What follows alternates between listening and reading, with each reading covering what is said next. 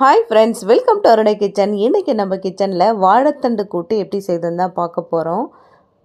வாழைத்தண்டு நிறைய கட் பண்ணி அதை க்ளீன் பண்ணுறது ரொம்ப கஷ்டம்னு நினைப்பீங்க. அவங்களுக்காக நான் எப்படி ஈஸியாக கட் பண்ணலாம் அப்படின்றத செஞ்சு காமிக்கிறேன். இப்போ ரெண்டாக கட் பண்ணதுக்கப்புறமா வாழைத்தண்டை அதுக்கு மேலே ஒரு பீலர் வச்சு இந்த மாதிரி தோலை நல்லா எடுத்துருங்க. எடுத்துட்டு நல்லா மெலிசாக ரவுண்டாக வட்டமாக அது மாதிரி க்ளீன் பண்ணிக்கணும். நடுவில் இந்த மாதிரி கொஞ்சம் நார் வரும். நார் வந்ததுன்னா அப்படியே கையாலே எடுத்துக்கலாம். இதில் அதிகமாக நார் வரல. சில வாழைத்தண்டில் நிறைய நார் வரும். இப்போ ரவுண்டாக கட் பண்ணதை மொத்தமாக எடுத்து வச்சு நீல வாக்கில் அப்படியே மெலிசாக கட் பண்ணிக்கிறேன். நிறைய பேருக்கு கட் பண்ண தெரியும். கட் பண்ணாதவங்களுக்கு சிம்பிளாக எப்படி கட் பண்ணலாம் அப்படின்றது தான் நான் இப்போ காமிச்சிட்ருக்கேன். அதை எல்லாத்தையும் சேர்த்து வச்சு நல்லா பொடியாக கட் பண்ணிட்டிங்கன்னா கத்தியாலே உங்களுக்கு ஈஸியாக கட் பண்ணிடலாம். இதுக்கப்புறம் இதை மோர் கலந்த தண்ணியில் போட்டிங்கன்னா சீக்கிரமாக கருத்து போகாமல் இருக்கும். மோர் அப்படி இல்லைன்னா மஞ்சத்தூள் கலந்த தண்ணியில் கூட நீங்கள் போட்டுக்கலாம், கருத்து போகாமல் இருக்கும். நான் கொஞ்சமாக 1 ஸ்பூன் அளவுக்கு மோர் எடுத்து அந்த தண்ணியில் கலந்துட்டு அதுக்கப்புறம் வாழைத்தண்டை போட்டு வச்சிடுறேன். இப்போ எல்லா வாழைத்தண்டையும் இதே மாதிரியே நல்லா கட் பண்ணி எடுத்துருக்கேன். ரொம்ப அதிகமாக நார் இருக்குது அப்படின்ற பட்சத்தில் மட்டும் நீங்கள் இந்த ஃபோர்க் வச்சு நல்லா ஒரு மிக்ஸ் கொடுத்தீங்கன்னா அந்த நார்லாம் வந்துடும். இப்போ 1/2 கப்பு கடலைப்பருப்பு எடுத்திருக்கேன், 1/4 கப்பு பாசிப்பருப்பு எடுத்திருக்கேன். இதை ரெண்டுத்தையும் நல்லா வாஷ் பண்ணிவிட்டு இது கூடவே நம்ம கட் பண்ணி வச்சுருக்கிற வாழைத்தண்டையும் சேர்த்துக்கலாம்.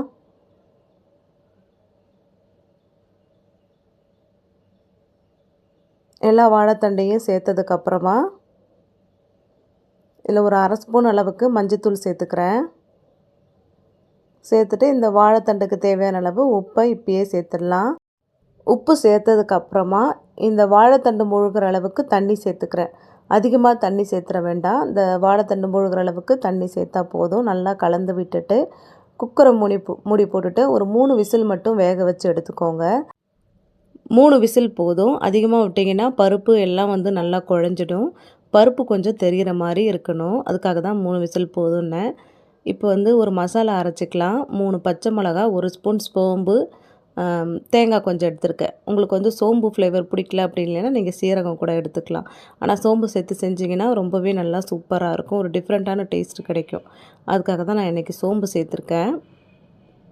இப்போ இது 3ஐயும் சேர்த்துட்டு கொஞ்சமாக தண்ணி சேர்த்து கொஞ்சம் கொரன்னு அரைச்சிக்கணும். நைஸாக அரைக்கக்கூடாது.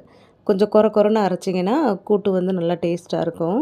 இப்போ அரைச்சி எடுத்துகிட்டு வந்துட்டேன். பாருங்கள், இந்த அளவுக்கு அரைச்சி எடுத்துகிட்டு வந்துட்டேன்.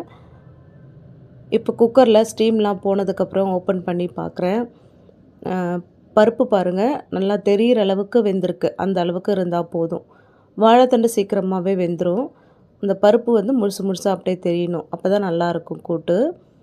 வாணலில் கொஞ்சமாக ஒரு 2 ஸ்பூன் அளவுக்கு எண்ணெய் சேர்த்துருக்கேன். எண்ணெய் காஞ்சதுக்கப்புறமா கடுகு, உளுத்தம்பருப்பு, 2 வரமிளகாய் சேர்த்துருக்கேன். கொஞ்சம் பெருங்காயத்தூள் சேர்த்துக்கலாம்.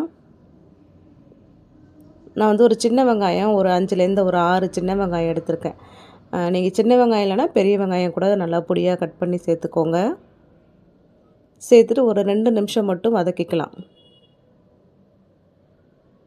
இது கொஞ்சம் பொன்னிறமாக வர வரைக்கும் நல்லா வதங்கினதுக்கு அப்புறமா வேக வச்சுருக்கிற நம்ம வாழைத்தண்டை சேர்த்துடலாம்.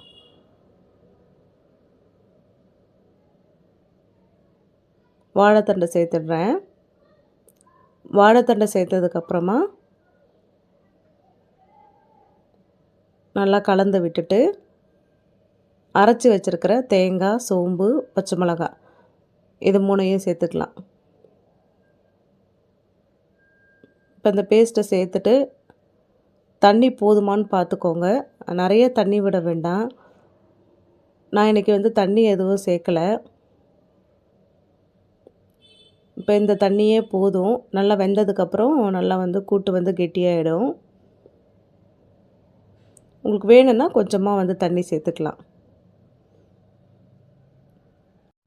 ஒரு 3 நிமிஷம் மட்டும் நல்லா வதக்கினா போதும். ஏன்னா அந்த பச்சை மிளகா தேங்காயில் இருக்கிற அந்த பச்சை வாசனை போய் அது நல்லா வந்து வெந்து வந்திருக்கு பாருங்கள். இந்த ஸ்டேஜில் ஸ்டவ் ஆஃப் பண்ணிடலாம். ரொம்ப நேரம் வந்து போட்டு வேக வைக்கணும்னு தேவையில்லை. ஆல்ரெடி வந்து வாழைத்தண்டு வெந்துருச்சு. கொஞ்சம் அந்த பச்சை வாசனை போகிற அளவுக்கு வெந்ததுக்கப்புறமா ஸ்டவ் ஆஃப் பண்ணிடுறேன். இப்போ கடைசியாக கொத்தமல்லி கருவேப்பிலை தூவிட்டு நம்ம சர்வ் பண்ண வேண்டியதான். இதை வந்து சாதத்தில் போட்டு அப்படியேவும் சாப்பிட்லாம். அப்படி இல்லைன்னா அந்த காரக்குழம்பு, வத்த குழம்பு இதெல்லாம் வச்சுட்டு சைட் டிஷ்ஷாக தொட்டு சாப்பிடக்குள்ள ரொம்பவே சூப்பராக இருக்கும். கண்டிப்பாக வந்து ட்ரை பண்ணி பாருங்கள். வாழைத்தண்டு வந்து பிடிக்காதுன்றவங்க கூட இந்த மெத்தடில் செஞ்சு கொடுத்தீங்கன்னா ரொம்பவே விரும்பி சாப்பிடுவாங்க. செஞ்சு பார்த்துட்டு எப்படி இருந்துச்சுன்னு கமெண்ட் பாக்ஸில் கமெண்ட் பண்ணுங்கள். இந்த ரெசிபி உங்களுக்கு பிடிச்சிருந்ததுன்னா லைக் பண்ணுங்கள், ஷேர் பண்ணுங்கள். மறக்காமல் அருணை கிச்சனுக்கு சப்ஸ்கிரைப் பண்ணுங்கள்.